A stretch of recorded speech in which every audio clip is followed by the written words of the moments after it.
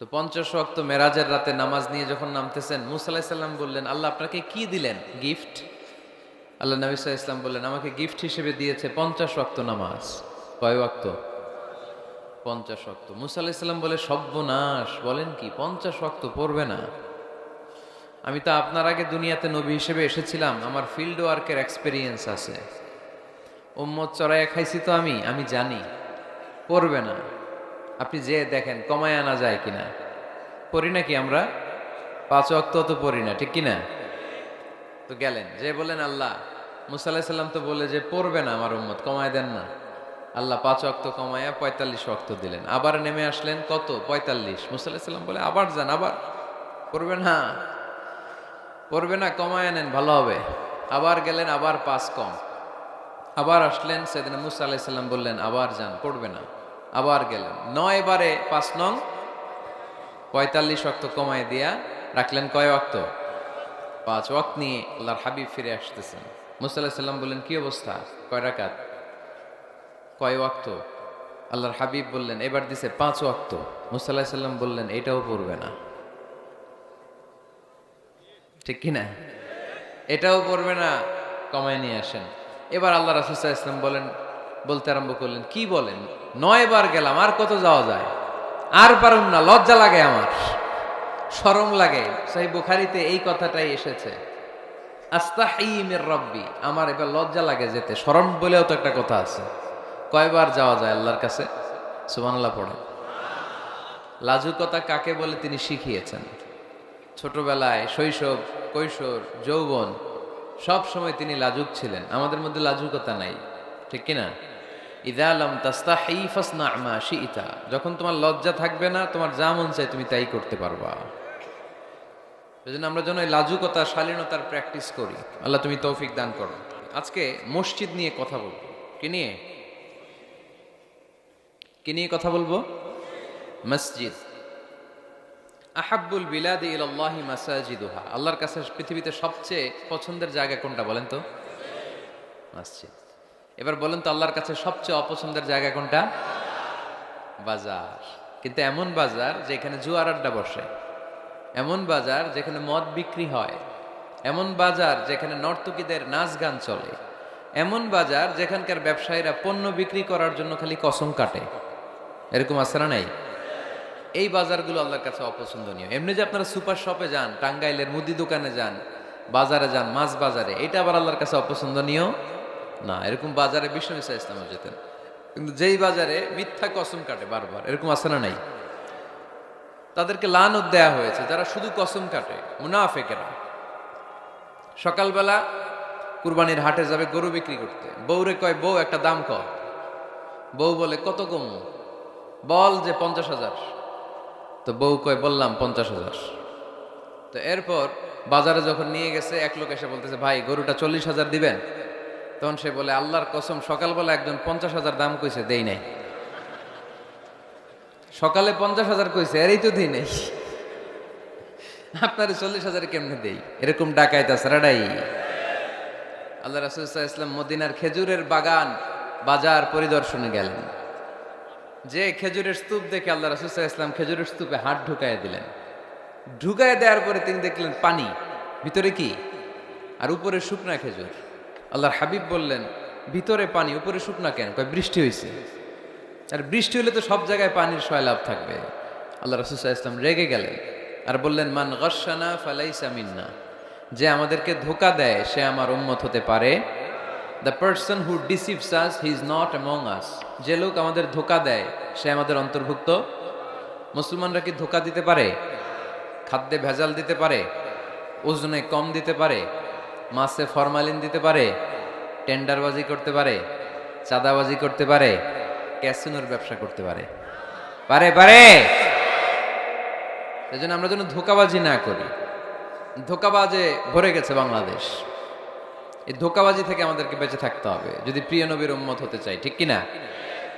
তাহলে আল্লাহ তাআলার কাছে সবচাইতে প্রিয় জায়গার নাম সবাই বলেন। আর সবচেয়ে অপছন্দনীয় জায়গার নাম বাজার। হাদিসটা সহিহ বুখারীতে এসেছে। এমন বাজার যেখানে মদের আড্ডাখানা, যেখানে ক্যাসিনোর ব্যবসা, হারাম ব্যবসা, ওইটা আল্লাহর কাছে অপছন্দনীয়। আল্লাহর হাবিব সাল্লাল্লাহু আলাইহি ইসলামের একটা অভ্যেস ছিল, তিনি কোনো এলাকায় গেলেই প্রথমে একটা মসজিদ বানায় ফেলতেন। সুবহানাল্লাহ পড়েন। তার মানে মসজিদ কেন্দ্রিক তিনি সব করতেন, মস্ক সেন্টার্ড, আগে মসজিদ তারপরে সব। যেমন তিনি মক্কা থেকে যখন মদিনায় হিজরতে আসবেন, মদিনায় ঢোকার আগে কোবা নামক একটা এলাকায় তিনি কয়েক সপ্তাহ ছিলেন। ওখানে এই 2 সপ্তাহের ব্যবধানে একটা মসজিদ বানায় ফেলছেন, মসজিদে কোবা। মসজিদের নাম কি? প্রতি শনিবারে তিনি মসজিদে কোবায় যেতেন, ওখানে যে সালাত পড়তেন। এবং আল্লাহর হাবিব বলেছেন, কেউ যদি, আপনারা যখন মদিনা শরীফে যাবেন, শনিবারে যদি কেউ সকালবেলা আপনারা যে কোবা মসজিদে যে অজু করে, ঘর থেকে অজু করে যে 2 রাকাত সালাত পড়েন, তাহলে উমরা করলে, একটা মাকবুল উমরা করলে যেই সওয়াব, ওই সওয়াব আল্লাহ আমল নামায় দিয়ে দিবেন। কোবা থেকে তিনি মাইগ্রেট করলেন মদিনায়। মদিনাতে যেও তিনি একটা মসজিদ প্রতিষ্ঠা করলেন। মসজিদটার নাম সবাই বলেন, মসজিদে নববী। আল্লাহ রাসূল সাল্লাল্লাহু আলাইহি ওয়াসাল্লাম খুব চমৎকার লোকেশন বাছাই করতে পারতেন। লোকেশন তিনি দেখলেন কোথায় করলে ভালো হয়, কোথায় কোথায় কোথায়। খুঁজতে খুঁজতে এমন জায়গাটা পছন্দ হলো, সেখানে ছিল পুরাতন খেজুরের বাগান, ধ্বংসাবশেষ, আর ছিল মুশরিকদের কবর। আল্লাহর হাবিব বললেন, মুশরিকদের কবরগুলোরে হাড্ডি আর কঙ্কাল সহ উঠায় ফেলো, উঠায় আরেক জায়গায় দাফন করো। সুবহানাল্লাহ পড়েন। খেজুর গাছগুলো কেটে সমান করো, ধ্বংসাবশেষ ভেঙে মাটির সাথে গুড়িয়ে দাও, এখানে হবে আমার মসজিদ। স্থাপিত হলো মসজিদে নববী। সুবহানাল্লাহ পড়েন। এখানেই 10 বছর বিষ্ণু ইসা ইসলাম ইমাম ছিলেন, খতিব ছিলেন। এজন্য যারা ইমাম, যারা খতিব, তাদের অনেক দায়িত্ব। তারা বিষ্ণু ইসা ইসলামের রেখে যাওয়া দায়িত্ব পালন করছে। আল্লাহর হাবিবের যে চাকরি ছিল, ইমাম সাহেবদের একই চাকরি। আল্লাহর হাবিবের যে দায়িত্ব ছিল, ইমাম সাহেবদের একই দায়িত্ব, কিন্তু তাদের বেতনটা বড্ড কম এদেশে, তাই না? আহা, সামান্য কিছু বেতন দিয়ে ইমাম মুয়াজ্জিনদেরকে আমরা রাখি, এটা ঠিক না। এজন্য টাঙ্গাইলবাসীদেরকে আমি প্রথম যে মেসেজটা দিতে চাই, ইমাম মুয়াজ্জিন আর খাদেমদের বেতন বাড়ায় দেন। আপনার বেতন বাড়ায় দিবে কে? সভাপতি সাহেব, সেক্রেটারি সাহেব, ক্যাশিয়ার সাহেব, বেতন বাড়ান, ওনাদের বেতন বাড়ায় দেন। আপনাদের জীবনে বরকত দিবে কে? ইমাম মানি নেতা। ইমাম মানি কি? নেতার সাথে যদি আমরা খারাপ আচরণ করি, এটা আমাদের জাতির জন্য কখনোই কোনোভাবে কল্যাণকর হতে পারে না। আল্লাহর হাবিব সাল্লাল্লাহু আলাইহি ওয়াসাল্লাম নিজ হাতে মসজিদ তৈরি করলেন। আমাদের মতো টাইলস আর এয়ার কন্ডিশনের মসজিদ, মসজিদে নববী না, এরকম ছিল না। বালুর ফ্লোর। কিসের ফ্লোর? ছাদ ছিল খেজুর পাতার ছাউনি। বৃষ্টি হলে ওই বালুর মধ্যে কাদামাটি হয়ে যেত, আর ওই কাদামাটিতেই দাঁড়িয়ে নামাজ পড়তেন মুহাম্মদ সাল্লাল্লাহু আলাইহি ওয়াসাল্লাম। সাহাবারা বলতেন, আল্লাহর হাবিব যখন নামাজ পড়ে আমাদের দিকে তাকাতেন, রাআইতু আসারা তিনি ফি জাবহাতিহি, আমরা রাসূলের নাকে এবং কপালে দেখতাম কাদার মাটি মিশে আছে। আল্লাহর হাবিব যখন মুসল্লিদের দিকে তাকাতেন, দেখতেন প্রতিটা মুসল্লি সাহাবীর নাকে আর কপালে কাদার মাটি মিশে আছে। তার মানে আমার নবীর বানানো মসজিদ ছিল কাঁচা, কিন্তু মুসল্লি ছিল পাকা। আমাদের মসজিদগুলো পাকা, কিন্তু মুসল্লিরা কাঁচা। পাকা মুসল্লি হইতে হবে, মসজিদকে আবাদ করতে হবে। কি করতে হবে? আওয়াজ করে বলেন, কি করতে হবে?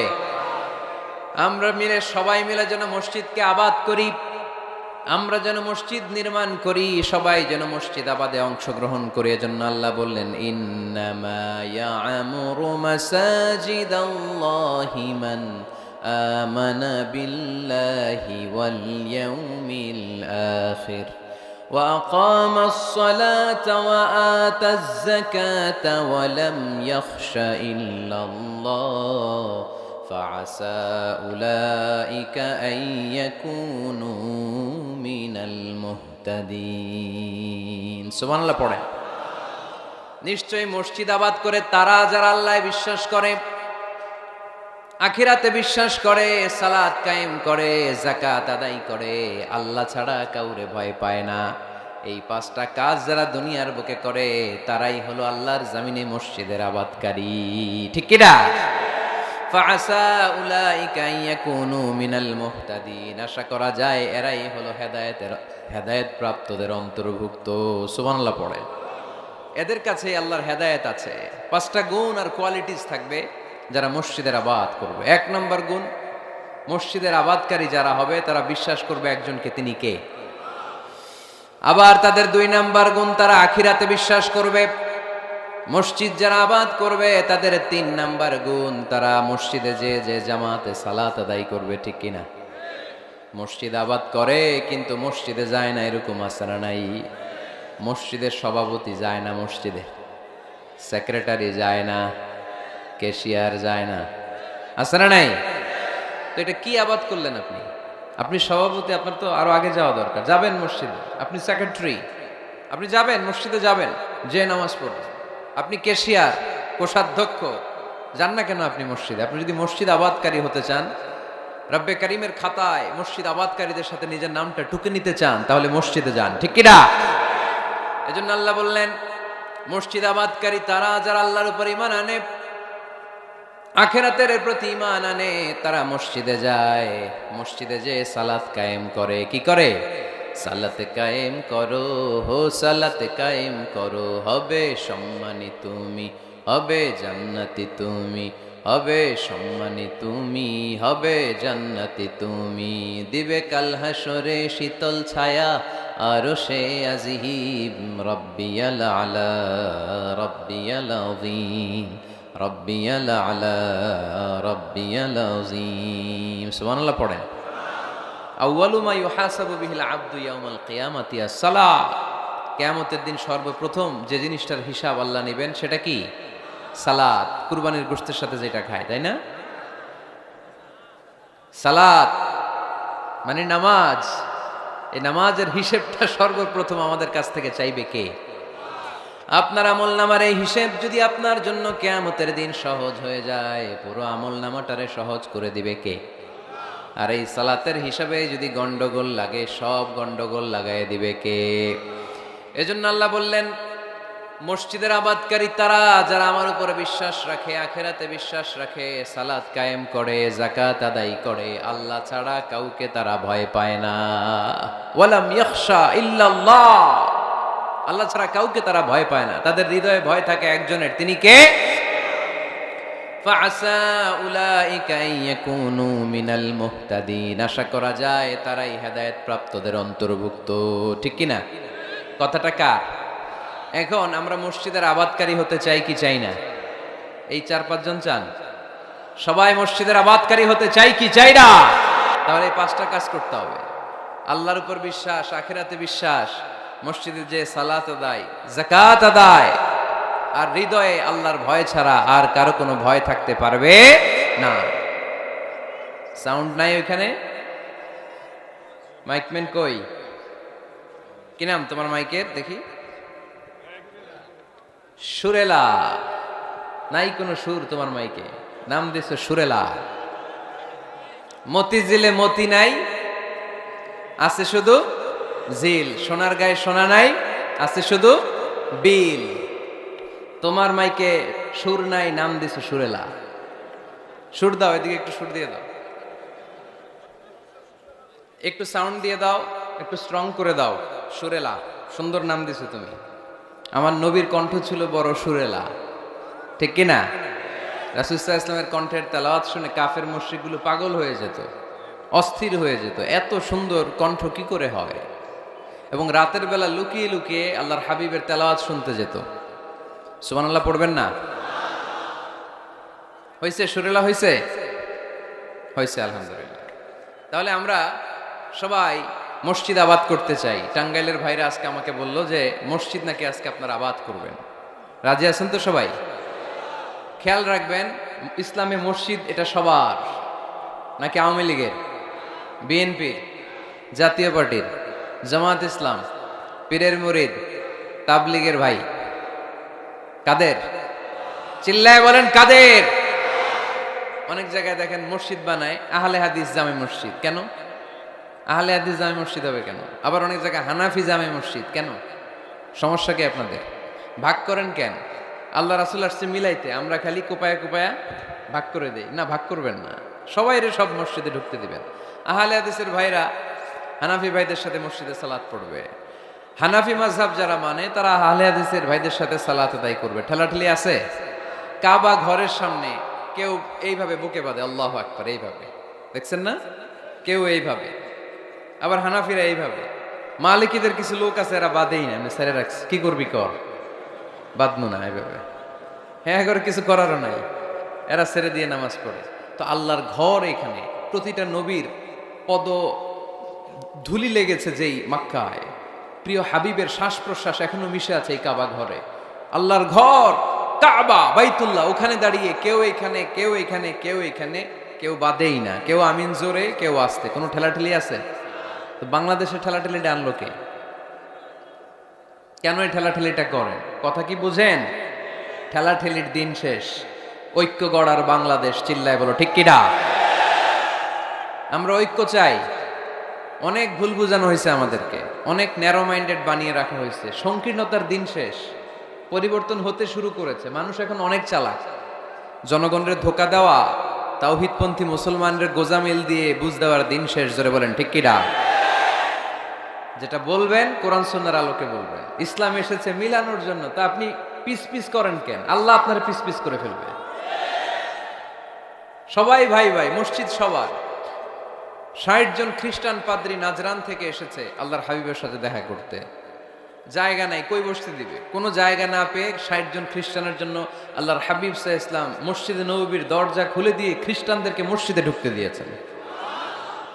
মসজিদে নববীতে খ্রিস্টান ঢুকতে পারে, আর আমাদের আহলে হাদিস মসজিদে হানাফি ভাইরা ঢুকতে পারে না। হানাফি ভাইদের মসজিদে আহলে হাদিসের ভাইরা ঢুকতে পারে না। এটা আপনি পেয়েছেন কোথায়? কেন করেন এগুলো? বাদ দিয়ে দেন। আমরা সবাই এক, চিল্লায় বলেন ঠিক কিনা? আপনারা কি ঐক্য চান নাকি কিলাকিলি করবেন? আমরা কিলাকিলি চাই, বিভেদ চাই, হিংসা চাই, আর কোন ঝগড়া মারামারি চাই?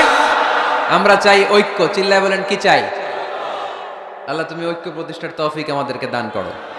আরো জোরে বলি আমিন। এজন্য আল্লাহ বললেন ইন্নামা ইয়ামুরু মাসাজিদাল্লাহ, যারা আল্লাহ বিশ্বাসী, নামাজ পড়ে, যাকাত দেয়, আল্লাহরে ভয় করে, তারাই মসজিদের আবাদ করে। উমরানুল মাসাজিদ, কেমন করে মসজিদের আবাদ করবেন? ১ নাম্বার, মসজিদ নির্মাণের মাধ্যমে মসজিদের আবাদ হয়, ঠিক কিনা? আল্লাহর হাবিব বললেন মান বানা লিল্লাহি বাইতান মিন মালিহি বানাল্লাহু লাহু বাইতান ফিল জান্নাহ। নিজের অর্থ ব্যয় করে যে দুনিয়ার বুকে মসজিদ বানায়া দেয়, আল্লাহ তার জন্য জান্নাতে ঘর বানায়া দেয়। ইন্না মিম্মা ইয়ালহাকু আল মুমিনু মিন হাসানাতিহি বা'দা মাউতিহি, মৃত্যুর পরে কোনো মানুষ যে সওয়াবগুলো অটোমেটিক সব সময় ধারাবাহিকভাবে পেতে থাকে, তার মধ্যে একটা হচ্ছে দুনিয়াতে সে যদি কোনো মসজিদ বানিয়ে যায়, তার পার্সেন্টেজ সওয়াব যতদিন এই পৃথিবী থাকবে ততদিন আপনার আমল নামায় ওই সওয়াবের পার্সেন্টেজ পাঠিয়ে দিবে কে? তার মানে মসজিদ আবাদের ১ নাম্বার পদ্ধতি মসজিদ বানানো। মসজিদ আবাদের ২ নাম্বার পদ্ধতি বারবার মসজিদে যাওয়া, মসজিদে যে জামাতে সালাত আদায় করা। মসজিদের সাথে সম্পর্কের দরকার আছে না নাই? মসজিদে যে জামাতে সালাত আদায় করা। সালাতুল জামাআ তাফদুলু সালাতাল ফাজরি বি২৭ দারাজা। একা নামাজ পড়লে যেই সওয়াব, মসজিদে যে জামাতে পড়লে ২৭ গুণ সওয়াব হয়ে যায়। এজন্য জামাতে সালাত পড়বেন তো। তার মানে ১ নম্বরে পেলাম মসজিদ বানানো, ২ নম্বরে পেলাম মসজিদে যে জামাতে নামাজ পড়া, ৩ নম্বরে মসজিদের সাথে হৃদয়টারে ঝুলিয়ে রাখা। মসজিদের সাথে হৃদয়টা ঝুলে থাকবে। ৭ শ্রেণীর ব্যক্তিকে আল্লাহ তাআলা কিয়ামতের দিন আরশের নিচে ছায়া দিবে। এর মধ্যে ১ শ্রেণীর ব্যক্তি ওই ব্যক্তি যে ব্যক্তির হৃদয়টা সবসময় মসজিদের সাথে ঝুলে থাকে, লেগে থাকে। জোহরের নামাজ পড়ে খালি টেনশন, কিরে আসরের সময় কখন হবে। আসর পরে চিন্তা করে মাগরিবে আমি কই থাকবো, তখন মসজিদ থাকবে কই, নামাজটা হবে কিনা। মাগরিব পড়ার পরে একটাই চিন্তা, ঘুমের আগে এশাটা যেন ঠিক মতো হয়, ঠিক কিনা? এরকম মুসল্লি আছে না নাই? আল্লাহর হাবিব বললেন যারা সব সময় হৃদয়টারে মসজিদের সাথে এইভাবে লাগিয়ে রাখে, আরশের নিচে তাদেরকে সেদিন ছায়া দিবে কে? আল্লাহর আরশের ছায়া ছাড়া ওই দিন আর কোনো ছায়া থাকবে নাকি? আকাশের সূর্য মাথার কাছে নেমে আসবে, জমিনটারে তামার জমিন বানিয়ে দেওয়া হবে। জিহ্বাটা তৃষ্ণার চোটে বের হয়ে নাভি পর্যন্ত কুকুরের মতো ঝুলতে থাকবে। মানুষগুলো চিৎকার মারবে, কোনো ছায়া নাই আরশের ছায়া ছাড়া। ওই আরশের ছায়ার নিচে ওই ব্যক্তিকে আল্লাহ ছায়া দিবেন যার হৃদয়টা মসজিদের সাথে লেগে থাকে, সবসময় মসজিদের সাথে মনটা পড়ে থাকে। এরকম আছে না নাই? মসজিদে বারবার যেতে চায়। মসজিদে যাওয়ার জন্য যতগুলো কদম ফেলবেন, প্রতিটা কদমে আপনার মর্যাদা এক স্ট্যাটাস একতলা বাড়ায় দেয় কে? গুনাহগুলো মাফ করে দেয় কে? আবার মসজিদে যদি কোনো দিনই হালাকায় বসেন, আল্লাহর রহমত চারদিক থেকে আপনারে বেষ্টন করে ফেলে, আল্লাহর ফেরেশতারা আপনাদের জন্য দোয়া করতে থাকে। তাহলে মসজিদ আবাদের 1 নাম্বার নমুনা হলো মসজিদ বানানো। মসজিদকে আবাদ করার 2 নাম্বার নমুনা হলো মসজিদে জামাতের সাথে সালাত আদায় করা। মসজিদ আবাদের 3 নাম্বার নমুনা হলো হৃদয়টা মসজিদের সাথে ঝুলিয়ে রাখা। মসজিদ আবাদের 4 নাম্বার নমুনা হলো নিজ হাতে মসজিদকে পরিষ্কার পরিচ্ছন্ন রাখা। মসজিদ ঝাড়ু দিচ্ছেন কে কে? দেখি হাত তোলেন। প্রত্যেক দিন দেন? আলহামদুলিল্লাহ, আলহামদুলিল্লাহ। এটা সাইয়েদনা ইব্রাহিম আলাইহিস সালাম আর ইসমাঈল আলাইহিস সালামের ডিউটি ছিল। ডিউটিটা দিছিল কে? চিল্লায় বলেন কে? আল্লাহ বললেন তাহহিরা বাইতিয়া লিত-তাইফিনা ওয়াল আকিফিনা ওয়ার রুকআইস সুজুদ। মসজিদেরি ঝাড়ু বারদার ও কামারে হাত শোনো আমার মুনাজাত। পড়েন, শোনো শোনো ইয়া ইলাহি আমার মুনাজাত, শোনো আমার মুনাজাত। পড়েন আমিন। খাদেম ঝাড়ু দিল কিনা? মসজিদের ফ্লোর মুছলো কিনা? মুয়াজ্জিন হুজুর মসজিদ ঝাড়ু দিল কিনা? মসজিদে বালু আছে কিনা? সবাই যে চেক করে। দায়িত্ব কি শুধু খাদেমের আর মুয়াজ্জিনের কাঁধের উপরে নাকি আমাদের কাঁধেও মসজিদ পরিচ্ছন্ন রাখার দায়িত্ব আছে? রাডাই 2 জন নবীকে আল্লাহ বললেন, সাইয়েদনা ইব্রাহিম যাকে উপাধি দিয়েছেন আল্লাহ খালিল, আমার মসজিদ পরিষ্কার করো, বাপ বেটা মিলে ঝাড়ু দাও। সাইয়েদনা ইসমাইল ইব্রাহিম মসজিদ ঝাড়ু দিতে পারলে আপনি কোন লাট সাহেব হয়েছেন? কি হয়ে গিয়েছেন আপনি? মনে জ্বালা যন্ত্রণা, ঘরে মারামারি, শান্তি নাই, মসজিদে চলে যান, মসজিদ মুছে দেন, একটু ঝাড়ু দিয়ে দেন, আপনার ঘরের সব অশান্তিরে শান্তি বানায় দিবে কে? মনের জ্বালা যন্ত্রণা দূর করে দিবে কে? এই জন্য হৃদয়ে যদি কষ্ট থাকে, জ্বালা যন্ত্রণা থাকে, অসুখ থাকে, অশান্তি থাকে, মসজিদে যান, মসজিদটা ঝাড়ু দেন, এতিমের মাথায় হাত বুলায় দেন, হৃদয়টারে প্রশান্ত করে দিবে কে? তাহলে এই কাজগুলো করার মাধ্যমে আমরা মসজিদ আবাদ করব। রাজি আছেন? আপনাদের টাঙ্গাইল জেলায় সবচেয়ে বড় মসজিদ কোনটা?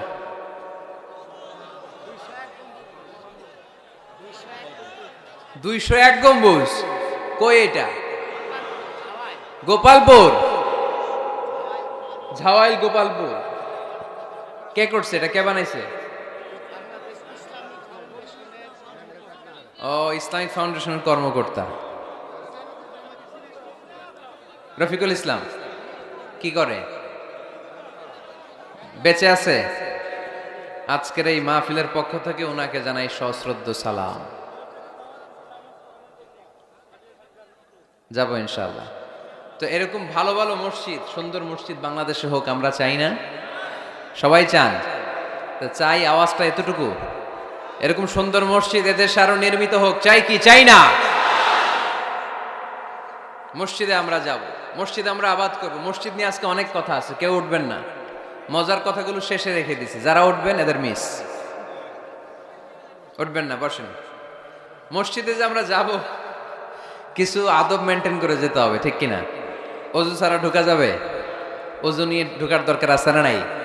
আবার আল্লাহ বললেন ইয়া বানি আদম খুযু যিনাতাকুম ইনদা কুল্লি মাসজিদ। ও বনি আদম, মসজিদে যখন নামাজ পড়তে যাও সবচেয়ে ভালো কাপড়গুলো গায়ে দিয়ে যাও।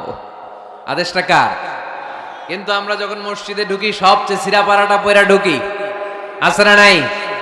পুরান দুরান ছিঁড়া পাড়া যেটা আর চলে না ওইটা গায়ে দেয়া যায়।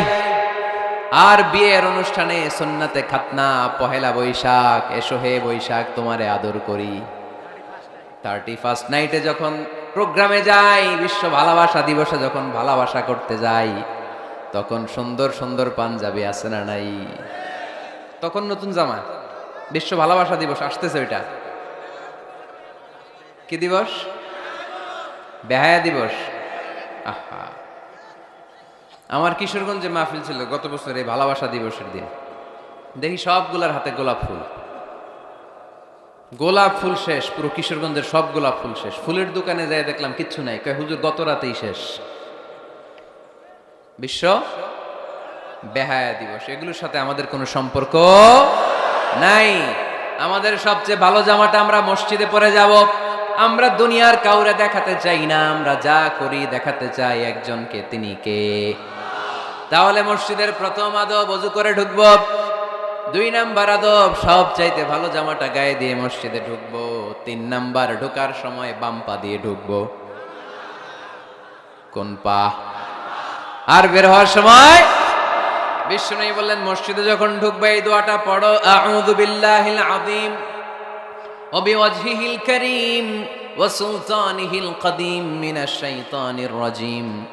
এই 4টা শব্দ দিয়ে এই দোয়াটা যে পড়বে, এই দোয়াটা পড়ার সাথে সাথে শয়তান চিৎকার মারে আর ঘোষণা দেয়, আজকের দিনের জন্য আমার ওয়াসওয়াসা থেকে তুই মুক্ত হয়ে গেলি। আফসোস করে শয়তান বলে, তোরে তো আর কিছু করা গেল না, তোর উপরে আর কোনো খবরদারি নাই, আজকে সারা দিনের জন্য তোর রবের কাছ থেকে তুই প্রোটেকশন পেয়ে গেলি। আজকে শেষ, কালকে ধরবো তরে, কালকে ধরবো, আজকে শেষ। এই জন্য এই দোয়াটা পড়বেন, আউযু বিল্লাহিল আযীম ওয়া বিওয়াজহিল কারীম ওয়া সুলতানিহিল কদীম মিনাশ শাইতানির রাজীম। এই রেকর্ড হইতেছে, ইউটিউবে শুনে নিন, এটা পড়বেন। এরপরে নবীর একটা সালাম দিবেন, আসসালামু আলাইকা আইয়ুহান নবী ওয়া রাহমাতুল্লাহি ওয়া বারাকাতুহু। তারপরে ডান পা দিয়ে ঢুকবো আমরা। মসজিদে ঢোকার সময় কোন পা? সবাই বলেন আরো জোরে, মনে থাকবে, ভুল হবে না তো? আর ডান পা দিয়ে পড়বো, আল্লাহুম্মা ইফতাহলি আবওয়াবা রাহমাতিক, ও আল্লাহ তোমার রহমতের দরজা আমার জন্য খুলে দাও। পড়েন আমিন। আর যখন বের হব তখন বাম পা দিয়ে বেরোবো। কোন পা? সবাই বলেন, মনে থাকবে? ছেলে মেয়েদেরকে শিখানো যাবে? বাচ্চারা কি শিখাবেন? ঢোকার সময়, বের হওয়ার সময়, ঢোকার সময়, বের হওয়ার সময়। আর বের হওয়ার সময় পড়ব, আল্লাহুম্মা ইন্নী আসআলুকা মিন ফাদলিক, আল্লাহ আমি আপনার কাছে ফদল চাই। ঢোকার সময় রহমত চাই, বের হওয়ার সময় ফদল। ফদল মানে রিজিক। রিজিক কি মসজিদে থাকে না মসজিদের বাইরে? এজন্য আল্লাহ বলেন, ফাইযা কুদিয়াতিস সালাতু ফান্তাশিরু ফিল আরদি ওয়াবতাগু মিন ফাদলিল্লাহ ওয়াযকুরুল্লাহা কাসীরান লাআল্লাকুম তুফলিহুন। যখন সালাত শেষ হয়ে যায়, জমিনের মধ্যে ছড়িয়ে পড়ো, জমিনে কাজ কর্ম শুরু করে দাও, কর্মচাঞ্চল্যতা দিয়ে জমিনটাকে ভরে তোলো, আর আল্লাহর কাছে ফদল চাও, রিজিক চাও। রিজিকের মালিক কে? তাহলে মসজিদে কি পাওয়া যায়? রহমত। ওই একজন কয় রিজিক, রহমত। মসজিদে কি পাওয়া যায়? সবাই বলেন, এটার ক্লাস মনে করবেন, তাহলে খেয়াল থাকবে। মসজিদের ভিতরে কি পাওয়া যায়? আর বাইরে পাওয়া যায় রিজিক। চিল্লায় বলেন, বাইরে কি পাওয়া যায়? এজন্য ঢোকার সময় রহমত চাবো, বের হওয়ার সময় রিজিক চাবো। ঢোকার সময় ডান পা, বের হওয়ার সময়, মনে থাকবে? আর মসজিদে ঢুকেই 2 রাকাত, ঢুকেই 2 রাকাত। দুখুলুল মসজিদ, তাহিয়াতুল মসজিদ, তাহিয়াতুল উযু, যেই নাম দেন। ওযু করলেই, মসজিদে ঢুকলেই, মনে থাকবে? ভুলে যাবেন তো আপনারা, খেয়াল থাকবে। মসজিদে ঢুকলেই 2 রাকাত পড়তেন বিশ্বনবী মুহাম্মদ সাল্লাল্লাহু। বিশ্বনবী জুমার খুতবা দিচ্ছেন, হঠাৎ এক সাহাবী খুতবা চলাকালীন সময়ে মসজিদে ঢুকেই বসে পড়লেন। বিশ্বনবী বললেন, দাঁড়াও। নিজের খুতবা বন্ধ করে দিয়ে সাহাবীরে বললেন, দাঁড়াও, 2 রাকাত পড়েছ নাকি? সাহাবী বলে, পড়ি নাই। বিশ্বনবী বললেন, তাড়াতাড়ি করে চটজলদি করে 2 রাকাত পড়ে নাও। খুতবা, জুমার খুতবা চলতেছে, খুতবা থামিয়ে দিয়ে খুতবার নিরবিচ্ছিন্নতাকে ভঙ্গ করে আল্লাহর হাবিব সাল্লাল্লাহু আলাইহি ওয়াসাল্লাম 2 রাকাত পড়তে বললেন। এটা খুবই জরুরি, পড়বেন, খুতবা চলাকালীনও পড়বেন। যদিও আমাদের দেশের অনেক জায়গায় এটার সুযোগ দেয় না, বলে যে লাল বাতি জ্বলন্ত অবস্থায় নামাজ পড়া নিষেধ। নিজেরা বানাইছে এই নিষেধ, তো পড়তে না দিলে বারান্দায় পড়েন, যেহেতু খুতবা শোনারও গুরুত্ব আছে। হানাফি মাযহাবে খুতবাটারে ওয়াজিব বলে, খুব গুরুত্ব দেয়। এজন্য বলে যে এটা বেশি গুরুত্বপূর্ণ ওই নামাজের চেয়ে। এটা হচ্ছে ওনাদের দলিল, কিন্তু ওই দলিলটা বেশি শক্তিশালী যে মসজিদে ঢুকেই 2 রাকাত পড়তে হয়, ঠিক কিনা? এজন্য মসজিদে ঢুকেই আমরা 2 রাকাত পড়ব। তাহলে প্রথমে ওযু করে নিলাম, সুন্দর জামা পরলাম, ডান পা দিয়ে মসজিদে ঢুকলাম, ঢুকেই 2 রাকাত পড়লাম। এই সবগুলো আদেশ বিশ্বনবী আমাদের জন্য দিয়েছে, ঠিক কি না? আবার বিশ্বনবী নিষেধ করেছে কবরের উপর যেন কখনো কেউ মসজিদ না বানায়। লাআনা রাসূলুল্লাহি সাল্লাল্লাহু লাআনাতুল্লাহি আলাল ইয়াহুদ ওয়ান নাসারা ইত্তাখাযু কুবুর আম্বিয়াইহিম মাসাজিদা। আল্লাহ তাআলা ইহুদি নাসারাদের উপর লানত দিয়েছে। কি দিয়েছে? লানত। কারণ তারা তাদের নবীদের কবরের উপরে মসজিদ বানায়, ওইখানে নামাজ পড়ে। কবরস্থানে নামাজ পড়া যায়? কবরের উপরে নামাজ পড়া যায়? বাংলাদেশে আছে না নাই? ছোট্ট এতটুক মসজিদ, 2 কাতারের এত বড় কবরস্থান। ইয়া লাল শালু নীল শালু, আগরবাতি আর গোলাপ জলের গন্ধে ঢোকা যায় না, আছে না নাই? ওখানে যে আগরবাতি জ্বালায় দেয়, গোলাপ জল ঢেলে দেয়, আছে না নাই? কবরস্থানে বা মাজারে কেন মোমবাতি দেয় মানুষ আমি জানি না। যিনি কবরে শুয়ে আছেন ওনার কাছে কি আলো যায়? মোমবাতির আলো তো ওনারে দিছেন কেন? এটা তো যে সমস্ত ঘরে এখনো ইলেকট্রিসিটি পৌঁছে নাই, বাচ্চারা পড়াশোনা করতে পারে না, এদের ঘরেই না আপনি মোমবাতি দিবেন? তাহলে আপনার বাবার কবরটারে আলো দিয়ে ভরে দিবে কে? মাজারে যে অনেকে টাকা দেয়, মানত করে, মাজারে টাকা দেয়া যায় না, মানত করা যায় না, মানত করতে হয় একজনের নামে। চিল্লায় বলেন তিনি কে? খবরদার, এগুলো থেকে সাবধানে থাকতে হবে। মাজার জিয়ারত করা সুন্নাহ, কবর দেখলেই সালাম দেয়া সুন্নাহ, জিয়ারত করা সুন্নাহ। এর জন্য দোয়া চাইবেন, নিজের জন্য আল্লাহর কাছে দোয়া চাইবেন, এর জন্য দোয়া করবেন, নিজের জন্য দোয়া করবেন। কিন্তু মাজারে পড়ে থাকা লোকটার কাছে কিছু চাওয়া যায়? আল মাইয়িতু ফিল কবর কাল গরীকি ফিল বাহর। সাঁতার না জানা ব্যক্তি সাগরে পড়লে যেরকম অসহায়, কবরে শুয়ে থাকা ব্যক্তিটা তার চেয়েও বেশি অসহায়। সে আপনার জন্য কি করবে? আপনি তার জন্য দোয়া করলে সে কিছু পাবে। সে আপনার কিছু করায় দিতে পারবে? করতে পারে একজন, তিনি কে? চিল্লায় বলতে হবে তিনি কে? কেউ ফিরে না খালি হাতে, আল্লাহ রে তোর দরবারেতে, ঠিক কি না? পড়েন সবাই, কেউ ফিরে না খালি হাতে, আল্লাহ রে তোর দরবারেতে। এজন্য কবর কেন্দ্রিক কোনো মসজিদ নাই। আগে মসজিদ, পরে হবে কবর। যেমন বিশ্বনবী আগে তৈরি করেছেন মসজিদে নববী, তার পাশে হয়েছে বিশ্বনবীর কবর, তার বাম দিকে হয়েছে বাকিউল গারকাদ, বাকি কবরস্থান, মাকবারাতুল বাকি, যেখানে বিশ্বনবীর স্ত্রীরা শুয়ে আছেন, সাহাবারা শুয়ে আছেন রাদিয়াল্লাহু তাআলা আনহুম ওয়া আনহুন্না। তাহলে আগে হবে মসজিদ, তারপরে কবর। কবর কেন্দ্রিক কোনো মসজিদ বানানো যাবে? মনে থাকবে এটা। টাঙ্গাইল এরকম আছে যে আগে কোন আল্লাহর ওলির কবর ছিল, এর উপরে বিশাল মসজিদ বানাইতেছে, আছে? নাই। আলহামদুলিল্লাহ, খুব ভালো। কবর কেন্দ্রিক মসজিদ বানাবেন না, মসজিদ আর কবরস্থানে গ্যাপ রাখবেন, তা না হলে ভেজাল হওয়ার সম্ভাবনা আছে না নাই? এরপরে বিশ্বনবী মসজিদকে ক্লিন রাখতে বলেছেন। আমারা রাসূলুল্লাহ সাল্লাল্লাহু আলাইহি ওয়াসাল্লাম বিনাইল মসজিদি ফি দুয়ার ওয়া আন তুনাযযাফা ওয়া তুতায়্যাবা। আল্লাহর হাবিব বলেছেন, এলাকায় এলাকায় তোমরা মসজিদ বানাও, মসজিদগুলোরে পরিষ্কার রাখো, আতর আর সুগন্ধি দিয়ে তোমরা পারফিউম করে দাও। মসজিদটারে সুগন্ধযুক্ত করে রাখবেন, পারফিউম করে রাখবেন। আরব দেশে মসজিদে বাখুর জ্বালিয়ে দেয়, উদ জ্বালিয়ে দেয়, মসজিদে ঢুকলেই কলিজাটা ঠান্ডা হয়ে যায়, নামাজ পড়তে মনে হয়, কোনো দুর্গন্ধ নাই। এজন্য মসজিদ পরিচ্ছন্ন রাখার দরকার আছে না নাই? এরপরে বিষ্ণু ইসলাম বললেন, মসজিদের সর্বশেষ আদব হলো তোমরা যখন মসজিদ বানাবা, খবরদার মসজিদকে অতিমাত্রায় ডিজাইন করা যাবে না। অতিমাত্রায় ডিজাইন করা যাবে না। আমরা এতই ডিজাইন করি, কোনটা মসজিদ আর কোনটা কমিউনিটি সেন্টার চিনাই যায় না, আছে না নাই? না, অতিমাত্রায় ডিজাইন না, যতটুকু লাগে। গরম লাগে, এয়ারকন লাগান, নো প্রবলেম। নিচের সমস্যা, সিম্পলি টাইলস দিয়ে দেন। কিন্তু লাইটিং ফাইটিং, লাল নীল বাতি, এই কারুকার্য ওই কারুকার্য, এটা করতে নিষেধ করেছেন মুহাম্মদ সাল্লাল্লাহু। বিশেষ করে মসজিদের কেবলার দেয়ালে। কোন দেয়ালে? কেবলার দেয়ালে কোনো ঘড়ি থাকতে পারবে না, কোনো ক্যালেন্ডার থাকতে পারবে না, সব পিছনে। ইমাম সাহেব ঘড়ির টাইম দেখে নিবে। সামনে ক্যালেন্ডার থাকলে নামাজের সময় ক্যালেন্ডারের ভিতরে যে মাদ্রাসা মসজিদ, ওইখানে নজর পড়ার সম্ভাবনা আছে না নাই? বিভিন্ন জিনিস লেখা থাকে, নামাজও পড়ি, ওইটাও পড়ি, আছে না নাই? নামাজ পড়ে কয়টা বাজলো, ঘড়ির দিকে নজর পড়ার সম্ভাবনা আছে না নাই? এই জন্য কেবলার দেয়ালটা যদি সাদা মাঠা রাখা যায় সেটাই ভালো। আপনার নজর থাকবে সেজদার দিকে। ডানে একটা নজর দিলে আল্লাহ বলে ফিরে আয়, সেজদার দিকে তাকা। আরেক দিকে নজর দিলে আল্লাহ বলে ফিরে আয়, সেজদার দিকে তাকা। আবার যদি টাইলসের দিকে নজর দেন, আল্লাহ বলে ফিরে আয়, সেজদার দিকে তাকা। আবার যদি নজর দেন আল্লাহ রেগে যেয়ে বলে লা হাজাত আলী ইলা সলাতিক, তোর এই নামাজের কোনো দরকার আমার নাই। যে আল্লাহ তাআলাকে খুশি করার জন্য সালাত পড়তে আসলাম, উনি যদি বলে তোর এই নামাজের দরকার আমার নাই, তো কার জন্য সালাত পড়লেন আপনি? এজন্য মসজিদের সামনের ওয়ালে যত কম ডিজাইন হওয়া যায়, ঘড়ি, ক্যালেন্ডার ইত্যাদি ফিত্যাদি, লেখাজোখা, এগুলো সামনে না, এগুলো পেছনে দিতে পারলে ভালো। ইভেন জায়নামাজের মধ্যেও কাবা ঘরের ডিজাইন আছে না নাই? এটা ইহুদিদের ষড়যন্ত্র। আমরা বোকা শোকা মুসলমান, ওরা সর্বপ্রথম জায়নামাজের মধ্যে কাবা ঘরের ডিজাইন দিছে। কোন ডিজাইন? আর আমরা মুসলমানরা মনের অজান্তে নিজের কাবারে নিজে লাথি মারি। কথা বলেন, কথা বলেন।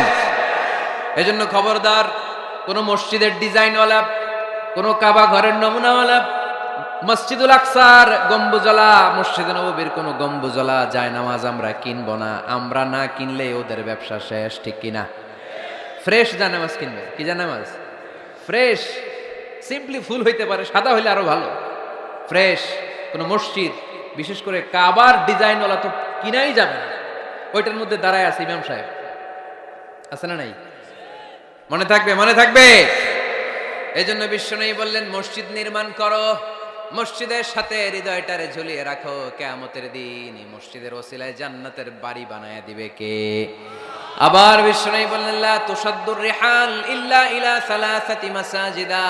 এই দুনিয়ার বুকে 3টা মসজিদের দিকে শুধু বিশেষ সওয়াবের উদ্দেশ্যে ভ্রমণ করা যায়। এই 3টা মসজিদ ছাড়া বিশেষ সওয়াবের উদ্দেশ্যে পৃথিবীর কোনো মসজিদে ভ্রমণ করা যাবে। আপনি ডিজাইন দেখতে যাইতে পারবেন। এই যে বললেন যে কি একটা হইছে 200 কত গম্বুজ? 201 গম্বুজ সুন্দর একটা বানাইছে, দেখতে যাই, যাওয়া যাবে। নামাজ পড়তে মনে চায় ওইটাই যাওয়া যাবে, কিন্তু ওইখানে বেশি সওয়াব হবে, এই নিয়তে যাওয়া যাবে? You cannot say it any journey expecting special virtue except 3 mosques: the Mosque of Haram, the Mosque an-Nabawi, the Masjid al-Aqsa. ঠিক কি না? এই 3টা মসজিদ ছাড়া বিশেষ সওয়াবের নিয়তে পৃথিবীর কোনো মসজিদে ভ্রমণ করা যায় না, তবে দেখতে যাওয়া যায়। এটার আর্কিটেকচারাল ডিজাইন দেখার জন্য, এটার ক্যালিওগ্রাফিক্যাল ডিজাইন, এটার ইকোসিস্টেম, এটা কেমন করে করেছে, কতটুকু জায়গা, ডিজাইনটা কেমন, এটা দেখার জন্য যেতে পারবেন। কিন্তু এই 201 গম্বুজে নামাজ পড়লে সওয়াব 3 গুণ হবে, এরকম ধারণা করা যাবে? বাইতুল মুকাররমে পড়লে এত গুণ সওয়াব, এই ধারণা করা যাবে? এই যে চলে আসছে 201 গম্বুজ, আমি দেখতেছি, আপনারা পাবেন না দেখতে। আগে দেখে ফেলছেন? মাশাআল্লাহ, মাশাআল্লাহ, সুন্দর। আরো কিছু পরামর্শ দিবে, এগুলো শেষে দিচ্ছি আমি। কষ্ট হইতেছে আপনাদের? জিমায় পড়তেছেন? আরো কয়েক মিনিট শুনবেন। 3টা মসজিদে নিয়ত করে যাওয়া যায়। 1 নম্বরে মসজিদে হারাম, 1 নম্বরে কি? ইন্না আউওয়ালা বাইতিন উদিআ লিন-নাসি লাল্লাযী বিবাক্কাতা মুবারাকা। সর্বপ্রথম যেই ঘরটা আল্লাহ তাআলা জমিনের মধ্যে স্থাপন করলেন, ওই ঘরটা হলো মসজিদুল হারামের মাঝখানের কাবা ঘর। এই ঘরটা অবস্থিত যেই শহরের মধ্যে, শহরের নাম বাক্কা, এখনকার নাম মাক্কা। সুবহানাল্লাহ পড়েন। মক্কার আগের নাম বাক্কা। কোরআনে বাক্কার কথা আছে। এবং হজ উমরা করতে গেলে দেখবেন যে অনেক হোটেল আছে, হোটেলের নাম ফুন্দুক বাক্কা।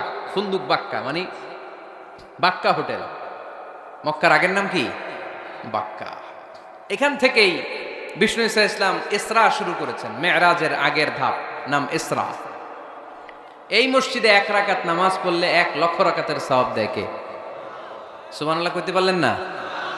পৃথিবীর আর কোন মসজিদে 1 রাকাত পড়লে 1 লক্ষ রাকাতের সওয়াব হয়? আপনাদের 201 গম্বুজে বললে, বাইতুল মুকাররম, পৃথিবীর কোন মসজিদে পড়লে হবে? শুধুমাত্র কেবলমাত্র মসজিদুল হারামে 1 রাকাত সালাত পড়লে 1 লক্ষ রাকাতের সওয়াব আমলনামায় দিবে কে? এজন্য আল্লাহ বললেন, ওখানে যাও, হাইসুমা তুয়াল্লু ফাওয়াল্লু উজুহাকুম শাতরা। যেখানে যাইবা, দুনিয়ার যেখানেই থাকো না কেন, কাবা ঘরের দিকে হয়ে নামাজ পড়াকে আবশ্যক করেছে কে? পৃথিবীর যেখানেই যান, কোন দিকে হয়ে নামাজ পড়বেন? কাবা, টু দ্য ডাইরেকশন অফ কিবলা। আপনি অবাক হবেন, অস্ট্রেলিয়ায় একটা শহর আছে সিডনি। এই সিডনি শহরে একটা জঙ্গল আছে। এই জঙ্গলে একটা গাছ আছে, যে গাছটা মানুষের মতো রুকু করে আছে, টু দ্য ডাইরেকশন অফ কিবলা, তাও কিবলামুখী হয়ে। পত্রিকার কাটিং দেখেছেন না আপনারা? অনেক ক্যালেন্ডারেও আছে।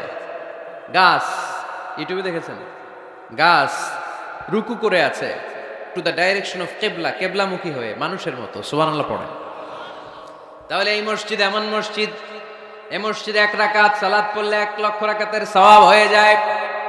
এই মসজিদ এমন মসজিদ, যেই মসজিদের মাঝখানে একটা ঘর আছে, ঘরটার নাম বাইতুল্লাহ। প্রতিনিয়ত এই ঘরের উপর 120টা রহমত নাজিল করে কে? সিত্তুন আলিত তাইফিন, 60টা রহমত নাজিল হয় যারা কাবা ঘরের চারদিকে তাওয়াফ করতে থাকে। আর বাঈন আলিল মুসাল্লিন, 40টা রহমত নাজিল হয় যারা কাবা ঘরের চারদিকে নামাজ পড়তে থাকে। 20 আলিন নাযিরিন ইলাল কাবা, বাকি 20টা সওয়াব নাজিল হয় যারা শুধু কাবা ঘরের দিকে তাকিয়ে থাকে। কাবা ঘরের দিকে তাকায় থাকলে সওয়াব। সুবহানাল্লাহ বললেন না? আন-নাযার ইলাল কাবা, 3 জিনিসের দিকে তাকালেই সওয়াব। কয় জিনিস? জোরে বলেন। 1 নাম্বার আন-নাযার ইলাল মুসহাফ, কোরআনের দিকে তাকালেই সওয়াব, পড়া লাগবে না, পড়লে তো সওয়াব আছে, তাকানো মাত্রই। 2 নাম্বার আন-নাযার ইলা ওয়াজহিল ওয়ালিদাইন, মা বাবার চেহারা। মা বাবার খেদমত করলে তো সওয়াব আছেই, টাকা দিলে তো সওয়াব আছেই, কিন্তু মা বাবার চেহারার নজরের দিকে যদি রহমতের নজরে একবার তাকান, একটা কবুল হজ করলে যেই সওয়াব, ওই সওয়াব আমল নামায় দিবে কে? মা বাবা এমন জিনিস আমরা চিনলাম না। আমরা পীর সাহেবের দরবারে লাউ নিয়ে যাই আর গান গাই, সাদের লাউ বানাইলো মোরে, আগা খাইলাম ডগা খাইলাম, খাইলাম না ডুগডুগি না। তো কই লাউ নিয়ে যান আপনি, কই হাদিয়া নিয়ে যান? আসল পীর সাহেব তো আপনার ঘরে। আপনার আব্বা সবচেয়ে বড় পীর সাহেব, আপনার আম্মা জান আপনার জন্য সবচেয়ে বড় পীর সাহেব। গোটা বিশ্বের সব পীর সাহেব যদি 50 বার করে কোরআন খতম দিয়ে 1 গ্লাস পানির মধ্যে ফু দেয়, আর আপনার আব্বা শুধু বিসমিল্লাহ বলে যদি 1 গ্লাসের পানিতে ফু দেয়, ওই গ্লাসের পানির ফুটা আল্লাহর কাছে কবুল হয়ে যাবে। এজন্য বিশ্বনবী বলতেন, আল জান্নাতু তাহতা আকদামি উম্মাহাতিকুম। ও দুনিয়ার মানুষেরা শোনো, দুনিয়ার পুরুষ মানুষদের পায়ের নিচে থাকে জুতা, জুতার নিচে থাকে বালু আর মাটি। আর দুনিয়ার বুকে এক একটা মায়ের পায়ের নিচে থাকে তার সন্তানদের জান্নাত। ওগো মা তুমি এই ধরনের শ্রেষ্ঠ নেয়ামত, তোমারই পদ তলে রয়েছে জান্নাত। ওগো মা তুমি এই ধরনের শ্রেষ্ঠ নেয়ামত, তোমারই পদ তলে রয়েছে জান্নাত। সুবহানাল্লাহ পড়েন। কি মা? এই মারে আমরা চিনি না। লাউ কাতা'তা জিলদাক, তোমার গায়ের চামড়া কেটেও যদি মাকে জুতো বানিয়ে দাও, ওই যে ছোটবেলায় দুধ খাইছিলা, 1 ঢোক দুধের শোধ আদায় হবে না। 1 ঢোক দুধের শোধ আদায় হবে না। ওই মা 3 বার বললেন আল্লাহ রাসূল এই মায়ের কথা। কয়বার? আল্লাহ হাবিব বললেন মা মা মা, তারপরে মা কয়বার? বাবা কয়বার? তার মানে ইসলাম মাকে দিয়েছে স্বর্ণ পদক, ইসলাম মাকে দিয়েছে রৌপ্য পদক, ইসলাম মাকে দিয়েছে ব্রোঞ্জ পদক, বাবাকে দিয়েছে সান্ত্বনা পুরস্কার। ঠিক কিনা? 3 বার যদি মা হয়, 1 বার যদি বাবা হয়, তাহলে স্বর্ণ পদক কে? রৌপ্য পদক, ব্রোঞ্জ পদক, সান্ত্বনা পুরস্কার। সুবহানাল্লাহ কইতে বললেন না? ওই মায়ের চেহারার দিকে যদি রহমতের নজরে একবার তাকান, কবুল হজের সওয়াব আছে না নাই? তাহলে 1 নাম্বার কোরআনের দিকে নজর করলে সওয়াব, 2 নাম্বার মা বাবার চেহারার দিকে নজর করলে সওয়াব, 3 নাম্বার আল্লাহর কাবা ঘরের গিলাফের দিকে যখন নজর করে তাকাবেন, 20টা রহমত নাজিল করবে কে? তাহলে শ্রেষ্ঠ মসজিদ মসজিদে হারাম, শ্রেষ্ঠ মসজিদ। 2 নাম্বার হচ্ছে মসজিদ নববী, নবীর মসজিদ। ওখানে 1 রাকাত পড়লে 1000 রাকাতের সওয়াব। আমার নবী শুয়ে আছে তার পাশে, পাশেই জান্নাতুল বাকিয়া, মাকবারাতুল বাকিয়া, এরপর আছে রওদা। বিশ্বনবীর কবর থেকে মিম্বার পর্যন্ত জান্নাত, রওদাতুম মিন রিয়াদিল জান্নাহ। এটা দুনিয়ার বুকে একটা জান্নাতের টুকরা। কোন সুবহানাল্লাহ। ওখানে নামাজ পড়ার জন্য খুব ধাক্কাধাক্কি হয়। পুরো মসজিদে নববীর কার্পেটের 1 কালার, ওইটার কার্পেটের আরেক কালার। যারা হজ উমরা করেছেন দেখে এসেছেন, জায়গা পাওয়া যায় না, খুব ধাক্কাধাক্কি হয় ওই জায়গাটাতে সালাত পড়ার জন্য।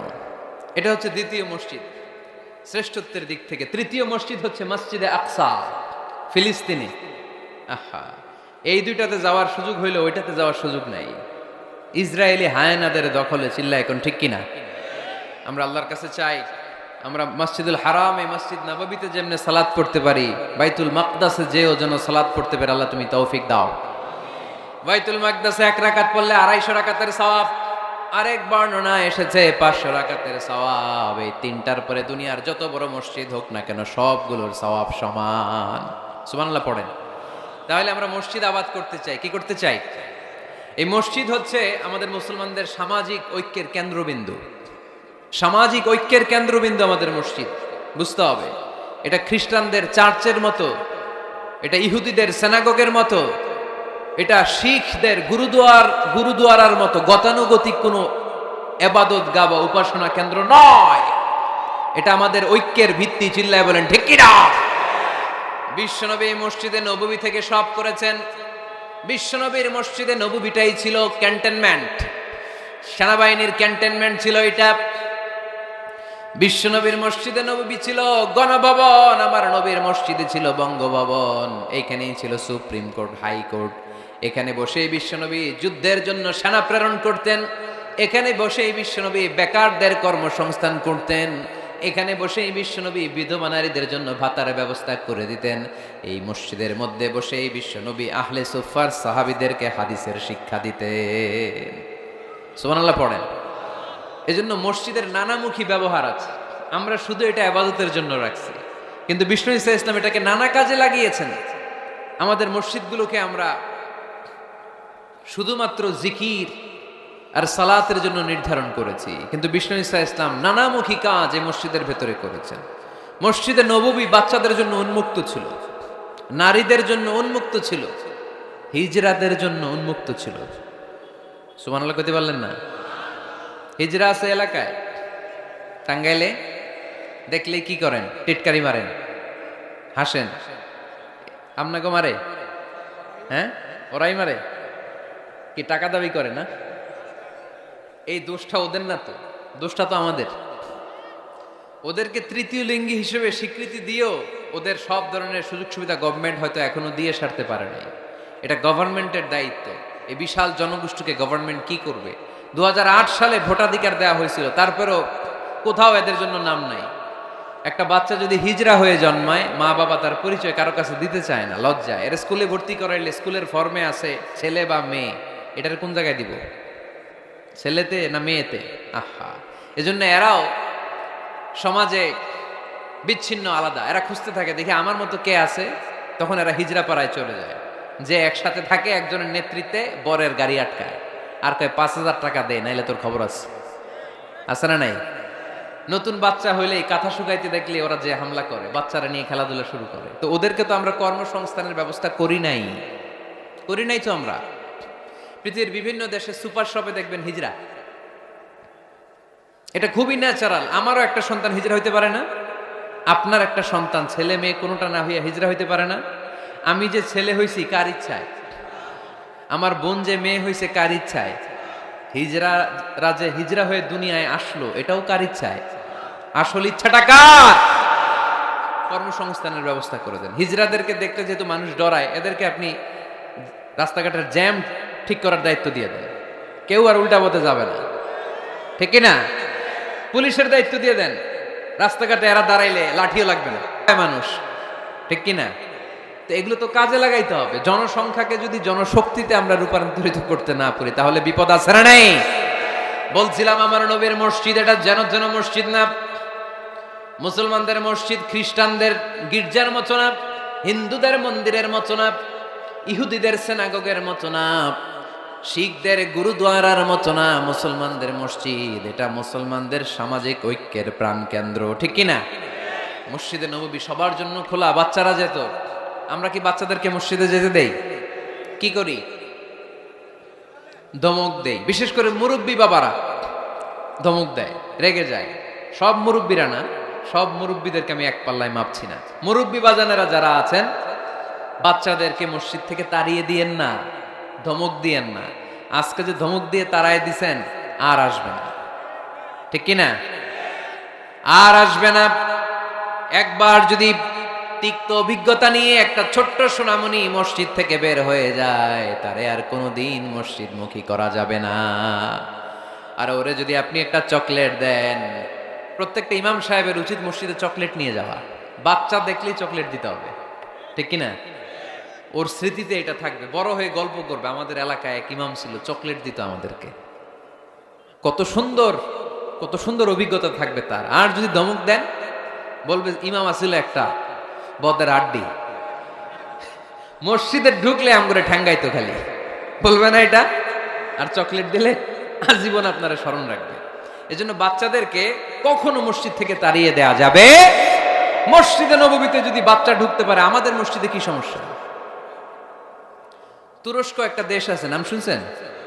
তুরস্কের মসজিদের দেয়ালে দেয়ালে লেখা থাকে, জামাত চলাকালীন অবস্থায় পিছনে যদি বাচ্চাদের কিচির মিচির, চিৎকার, চেঁচামেচি, হই হুল্লোড়ের আওয়াজ আপনি শুনতে না পান, তাহলে নেক্সট জেনারেশনকে নিয়ে আপনি চিন্তায় থাকেন, কারণ আপনার নেক্সট জেনারেশন নাতিপুতি এগুলো নামাজই হচ্ছে না, ঠিক কিনা? পিছনে যদি আমাদের নাতিপুতি চিৎকার চেঁচামেচি করে, তার মানে দে আর অন দ্য রাইট ট্র্যাক, তারা আসল লাইনে আছে, মসজিদে এসেছে। যদিও আজকে দুষ্টামি করে, সময়ের বিবর্তনে, কালের আবর্তনে বয়সটা একটু বড় হলেই ও বুঝে যাবে এখানে দুষ্টামি করা যায় না, এখানে ইবাদত করতে হয় একজনের, তিনি কে? কিন্তু ওকে আসার সুযোগটা তো দিতে হবে। আপনি যদি ধমক দিয়ে বের করে দেন, আর কোনোদিন আসবে? মুরব্বীরা, আর কোনোদিন আমরা বাচ্চাদেরকে ধমক দিব না, ইনশাআল্লাহ বলেন। মুরব্বীরা বলেন ইনশাআল্লাহ। বিশ্বনবীর মসজিদে নববীতে প্রথমে দাঁড়াতো পুরুষ সাহাবারা, তারপরে দাঁড়াতো হিজড়ারা, তারপরে দাঁড়াতো ছোট্ট বাচ্চারা, একেবারে শেষ দিকে দাঁড়াতো নারীরা, ঠিক কিনা? কিন্তু আমরা নারীদেরকে মসজিদে ঢুকতে দেই না। এই জন্য বাজারে যদি বের হয়, কলেজে যদি যায়, লম্বা সময়ের জন্য ঘর থেকে বের হইলে নামাজগুলো কাজা হয়ে যায়, ঠিক কিনা? এই পরিবর্তিত বিশ্ব ব্যবস্থায় এখন নারীদেরকে চিকিৎসা নেওয়ার জন্য হসপিটালে যেতে হয়, শিক্ষার জন্য ইউনিভার্সিটিতে যেতে হয়, নানা কাজে বাইরে যেতে হয়। এই লম্বা সময়ের মাঝখানে যদি কোনো সালাদ থাকে, এই সালাদটা সে পড়বে কই? আপনারা তো ব্যবস্থা রাখেন নাই মসজিদে। মসজিদে একটা সুন্দর করে ব্যবস্থা রেখে দিবেন নারীদের, যাতে ওনারা ওইখানে যে সেফটি সিকিউরিটির সাথে নামাজটা পড়তে পারে, নামাজ যেন কাজা না হয়। ও বুয়ুতুহুন্না খায়রুল লাহুন্না, যদিও নারীদের জন্য ঘরে নামাজ পড়লে বেশি সওয়াব, কিন্তু কখনো যদি কাজে বাইরে বের হয়ে যায়, নামাজের সময় যাতে নামাজ কাজা না হয়, এজন্য মসজিদের এক জায়গায় নারীদের জন্য জায়গা থাকার দরকার আছে না নাই? ইয়াং ছেলেরা মসজিদে যেতে চায় না, মসজিদ কেন্দ্রিক না, ক্রিকেট খেলা দেখতে যায়, আড্ডা মারতে যায়, ঘোরাফেরা করতে যায়, মসজিদে যায় না। কারণ মসজিদে তাদেরকে আকর্ষণ করার মতো অ্যাট্রাকটিভ কোনো অ্যাক্টিভিটিজ আমরা মসজিদে রাখতে পারি নাই। ওদের তো একটা কাজ লাগবে। ইয়াংরা টিম ওয়ার্ক পছন্দ করে। কি করে? টিম ওয়ার্ক, একসাথে গ্রুপ মিলে একটা গ্যাং তৈরি করে কাজ করতে ওরা পছন্দ করে, ঠিক কিনা? তো এটা সুযোগ তো ওদেরকে করে দিতে হবে। মসজিদ হবে আমাদের সামাজিক ঐক্যের কেন্দ্রবিন্দু। যুবকদের জন্য অনেক অ্যাক্টিভিটিজ এই মসজিদের মধ্যে রাখতে হবে, তাহলে তারা মসজিদমুখী হবে। চিল্লায় বলেন ঠিক কিনা? প্রতিটা মসজিদ এমন ভাবে তৈরি করা উচিত যাতে করে ছোট বাচ্চারা মসজিদে আসে। একটা কিড জোন থাকবে, কিড জোন। আমি মালয়েশিয়া সহ পৃথিবীর অনেক জায়গায়, অনেক বড় বড় মসজিদে কিড জোন দেখেছি, মানে বাচ্চাদের খেলার জায়গা। মসজিদের বারান্দায় বাচ্চাদের খেলার জায়গা, বাচ্চারা ওখানে খেলাধুলা করতেছে, মায়েরা নামাজ পড়তেছে, ছেলেরা নামাজ পড়তেছে। বাচ্চারা এই নামাজের দৃশ্য দেখতে দেখতে একদিন নিজেই ওযু করে নিজেই নামাজ শুরু করে দিচ্ছে।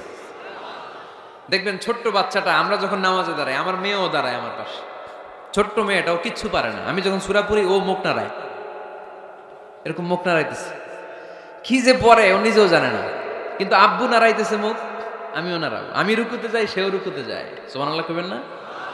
বাচ্চারা তো দেখে দেখে শিখে। মসজিদে নিয়ে যেতে হবে। কিড জোন, কি বলে জায়গাটারে? কিড মানি বাচ্চা, তাই না? বাচ্চাদের একটা জোন থাকবে, ওখানে বেলুন থাকবে, ওখানে খেলনা থাকবে, ওখানে যে বাচ্চারা খেলবে। আরে বাচ্চারা চিৎকার চেঁচামেচি করবে না তো 80 বছরের বুড়ার চিল্লাবে নাকি? বাচ্চারাই তো চিৎকার করবে, ওরা গ্লাস ভাঙবে, লাফালাফি করবে, দুষ্টামি করবে, ওরাই তো চিল্লাবে। বাচ্চারা লাফালাফি না করে 70 বছরের এক মুরব্বী যদি লাফায়, শুনেই হাসতেছেন আপনারা। তার মানে মুরব্বীরা তো এটা করবে না, করবে বাচ্চারা। বাচ্চাদের কাজ বাচ্চাদেরকে করতে দেন, ওদেরকে বুঝাবেন যে আব্বু এটা ইবাদত গাহ, এখানে দুষ্টামি করতে হয় না, এখানে ইবাদত করতে হয়, আল্লাহর কাছে চাইতে হয়। দেখতে দেখতে আস্তে আস্তে ও শিখে যাবে, ঠিক কিনা? এজন্য আমরা মসজিদ নির্মাণ করতে চাই যেখানে আমরা সবাই একত্রিত হব। রাজি আছেন? এবার আপনাদেরকে বলছিলাম যে শেষে দুইটা মজার জিনিস আছে, এই দুইটা মজার জিনিস দিয়ে আজকের আলোচনা শেষ করব। এক হচ্ছে একটা এরকম চমৎকার মসজিদের মাস্টার প্ল্যান দিব আজকে আপনাদেরকে, কিভাবে এই মসজিদটা করতে হয়। আমি চাই 64টা জেলায় এরকম 64টা মসজিদ হোক। রাজি আছেন তো? শুনবেন? আলোচনা কি চলবে? তাহলে আর কয়েক মিনিটে আমরা মাস্টার প্ল্যানটা শুনবো, আর কি কি অ্যাক্টিভিটিস মসজিদে রাখবো এটা আমরা শুনবো ইনশাল্লাহ। পড়েন। একটা প্রাণবন্ত মসজিদের অবকাঠামো, একটা প্রাণবন্ত মসজিদ যদি আমরা গড়তে চাই কি কি লাগবে? নাম্বার 1, যোগ্য ইমাম লাগবে। কি লাগবে? ইমাম। অনেক বড় দায়িত্ব। সমাজে কি চলছে, কি ক্রাইসিস, এই ক্রাইসিস, এই সংকট থেকে উত্তরণের উপায় কি? ইমাম খতিব যদি আমাদেরকে এটা অ্যাড্রেসই করতে না পারে, ওই ইমাম দিয়ে আমরা কি করবো? কথা কানাকে। আমি নামাজ পড়াইতে পারি না, ক্যামেরাম্যান পারে না, সভাপতি সাহেব পারে না, তো ইমাম লাগবে কেন আমাদের? আমরাই তো আমাকে নামাজ পড়তে পারি। ইমাম মানে তো নেতা। He lead the way, he lead the way.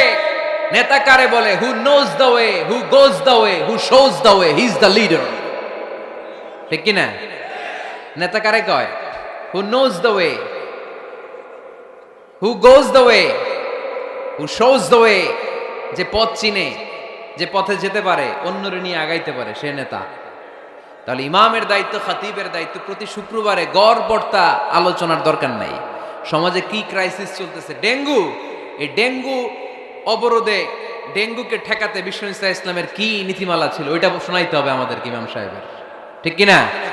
প্রচন্ড শীতের প্রকোপে কাঁপছে পুরো বাংলাদেশ, শীতকালে বিশ্বনবী কি আমল করছে ওইটা শোনাইতে হবে এখন আমাদেরকে। কথা কয় না? এখন চলতেছে শীত, আপনি খিজির আলাইহিস সালামের গল্প শোনাইতেছেন, হবে? ওই ইমাম খতিবের আমাদের দরকার নাই। কথা কি মাথায় ঢুকতেছে?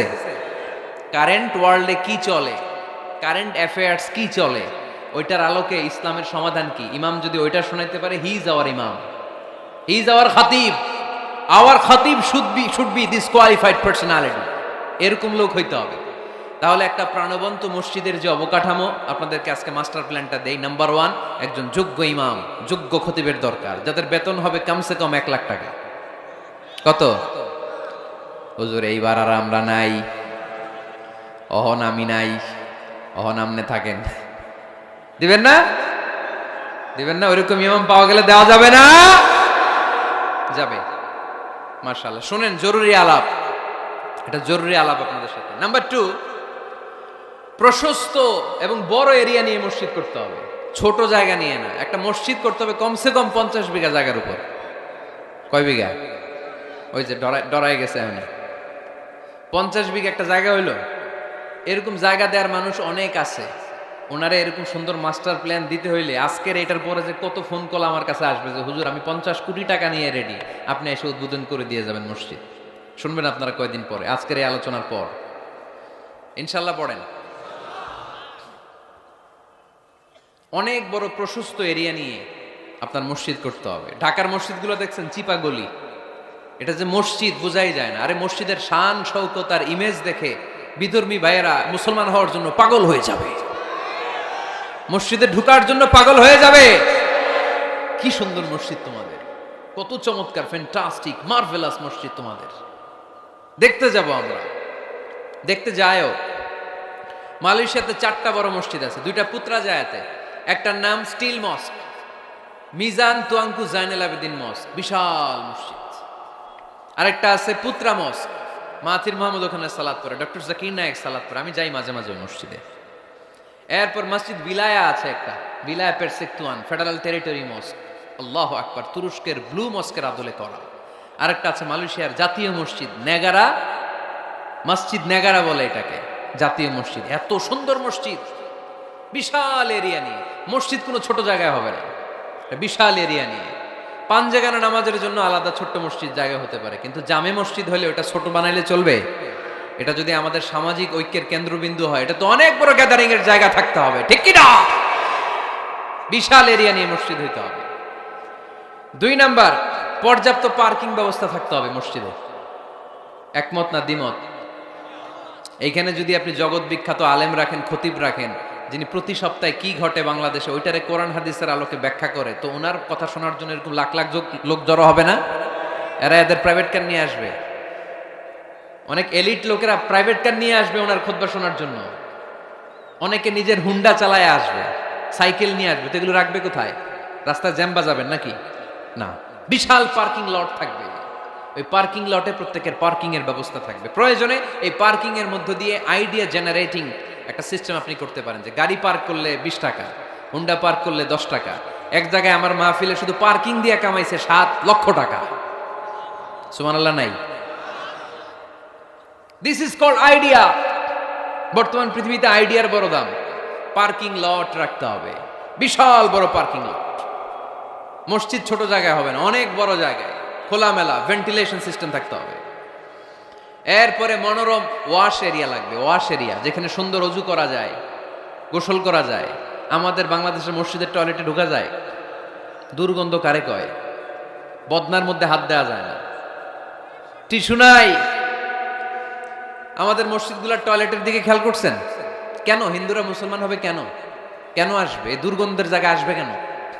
আমি তো যেতে পারি না বাংলাদেশের কোনো মসজিদের টয়লেট, আমি ঢুকতে পারি না। তো বদনাটা ধরা যায় না, তেলা পোকা, মাকড়সার বাসা, টিকটিকি কান্দের উপর এসে পড়ে।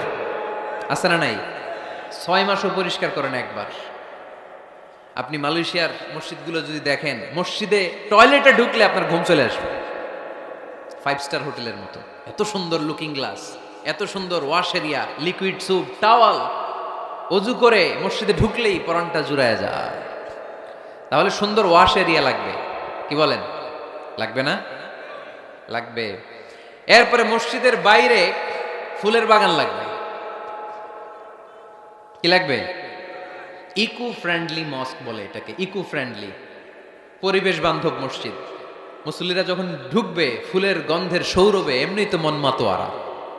সুবহানাল্লাহ করতে বললেন না? আপনাদের কথাগুলো বুঝতে কষ্ট হচ্ছে মনে হয় না? বুঝতেছেন সবাই? ফুলের বাগান লাগবে মসজিদের চারদিকে, ফুলের বাগান, পাতাবাহার, ফুলের গাছ, সুগন্ধে মসজিদ থাকবে আমোদ। এরপরে মসজিদে বিশুদ্ধ পানি খাওয়ার ব্যবস্থা থাকতে হবে, ফর ফ্রি। ফিল্টার দিয়ে বিভিন্ন জায়গায় পানির ব্যবস্থা। আল্লাহর বান্দারা নামাজ পড়তে আসে, পানি খাওয়ার জায়গাটাও নাই। এরকম মসজিদও আছে না নাই? সুন্দর পানি খাওয়ার ব্যবস্থা রাখতে হবে আপনাদের ওই মসজিদে, যে মসজিদটাকে সামাজিক